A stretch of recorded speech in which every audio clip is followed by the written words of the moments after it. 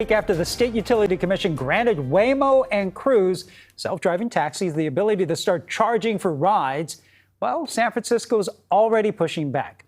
It comes in the wake of several new high-profile cases involving the driverless taxis, like that huge traffic jam outside lands over the weekend, and at least one new case of the vehicles getting in the way of first responders during an actual emergency. So the city attorney is asking them to pump their AI brakes and give the companies more time to iron out some of these issues. Yeah, Kelsi Thorud has more on why city officials say it's just too early.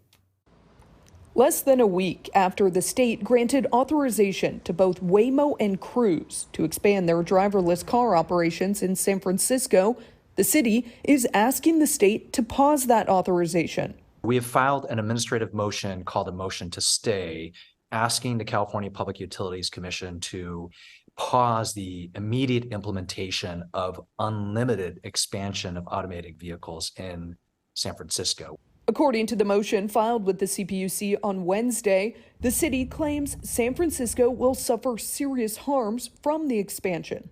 Supervisor Aaron Peskin says not only have there been countless reports of autonomous vehicles making wrong turns or stalling in the middle of the road, there's also been several reports of the vehicles interfering with first responders. Fire trucks that have had to reposition themselves. The day before yesterday, a cruise car that went into a construction site and got stuck in our concrete that we were pouring.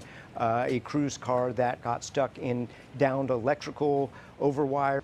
The city says it wants the CPUC to pause its authorization, allowing these cars to operate in the city with essentially no limits, and instead replace that plan with a more incremental approach. This is an impressive technology, but it's still rough around the edges. And what we're saying is we want to take an incremental approach based on performance benchmarks, and that they expand as they continue to address the safety concerns. When asked for comment, representatives from Waymo sent us this response, saying, quote, "We fully support the CPUC's carefully considered decision to authorize Waymo to charge fares for driverless rides.